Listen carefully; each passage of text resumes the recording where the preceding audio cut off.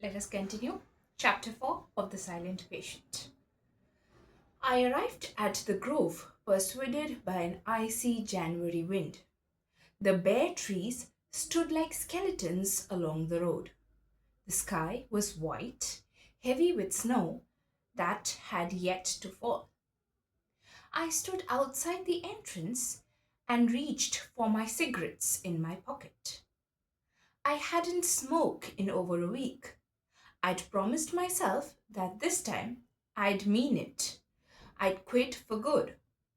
Yet here I was, already giving in. I lit one, feeling annoyed with myself. Psychotherapists tend to view smoking as an unresolved addiction, one that any decent therapist should have worked through and overcome.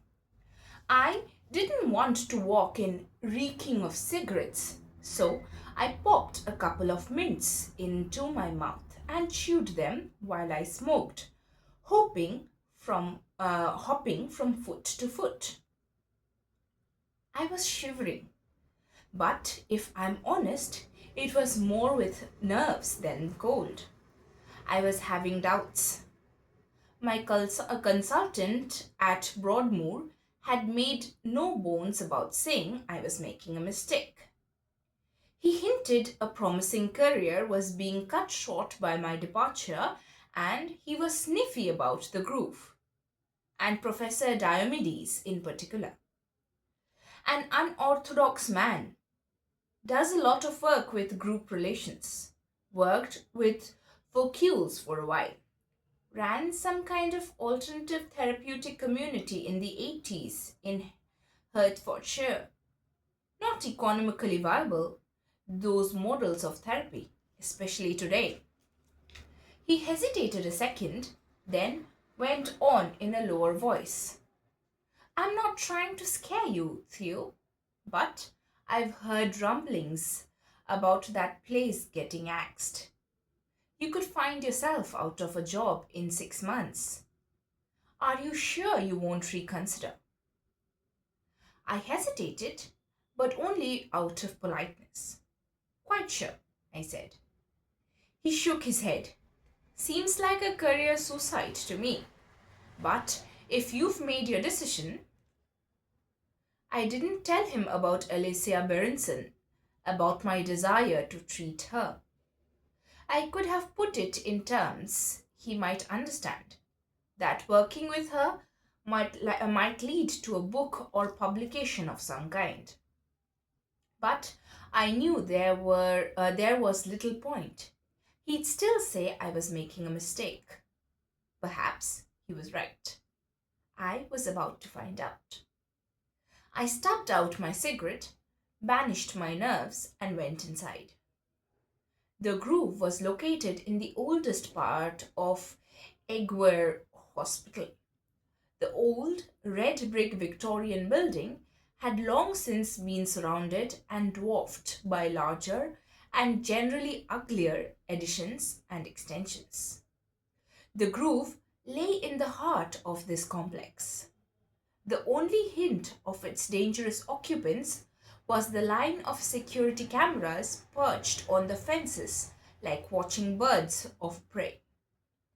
In the reception, every effort had been made to make it appear friendly. Large blue couches, crude, childish artwork by the patients taped to the wall. It looked to me more like a kindergarten than a secure psychiatric unit. A tall man appeared at my side.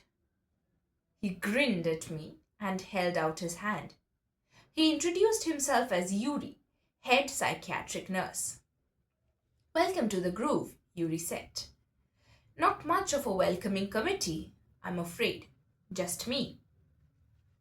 Yuri was good looking, well built, and in his late 30s. His hair had he had dark hair and a tribal tattoo creeping up his neck above his collar. He smelled of tobacco and too much sweet aftershave. And although he spoke with an accent, his English was perfect.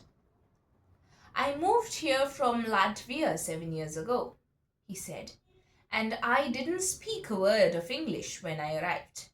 But in a year, I was fluent. That's very impressive. Not really. English is an easy language. You should try Latvian. He laughed and reached for the jingling key chain of keys around his belt. He pulled off a set and handed it to me.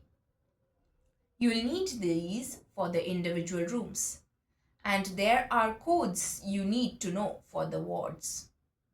That's a lot. I had fewer keys at Broodmoor. Yeah, well, we stepped up security quite a bit recently since Stephanie joined us. Who is Stephanie? Yuri didn't reply, but nodded at the woman emerging from the office behind the reception desk. She was Caribbean, in her mid 40s, with a sharp, angular bob. I'm Stephanie Clark, she said, manager of the Groove. Stephanie gave me an unconvincing smile. As I shook her hand, I noticed her grip was firmer and tighter than Yuri's, and rather less welcoming. As manager of this unit, she said, safety is my top priority, both the safety of the patients and of the staff. If you aren't safe, then neither are your patients.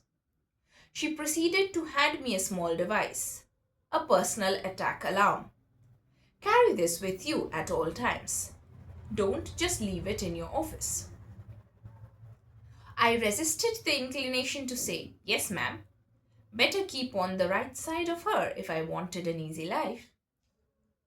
That had been my tactic with previous bossy ward managers. Avoid confrontation and keep under their radar. Good to meet you, Stephanie, I said, smiling. Stephanie nodded, but didn't smile back. Yuri will show you to the office.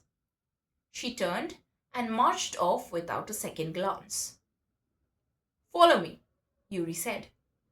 I went with him to the ward entrance, a large reinforced steel door. Next to it, a metal detector was manned by a security guard.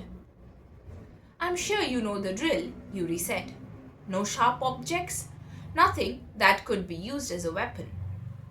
No lighters, added the security guard as he frisked me, fishing my lighter from my pocket with an accusing look. Sorry, I said. I forgot I had it. Yuri beckoned me to follow him. I'll show you to your office, he said. Everyone's in the community meeting, so it's pretty quiet. Can I join them? In community? Yuri looked surprised. You don't want to settle in first? I can settle in later, if it's all the same to you. He shrugged. Whatever you want. This way. He led me down interconnecting corridors, punctuated by locked doors. A rhythm of slams and bolts and keys turning in locks. We made slow progress. It was obvious not much had been spent on the upkeep of the building in several years. Paint was crawling away from the walls, and a faint, musty smell of mildew and decay permeated the corridors. Yuri stopped outside a closed door and nodded. They're in there, he said. Go ahead. Okay, thanks. I hesitated, preparing myself. Then I opened the door and went inside.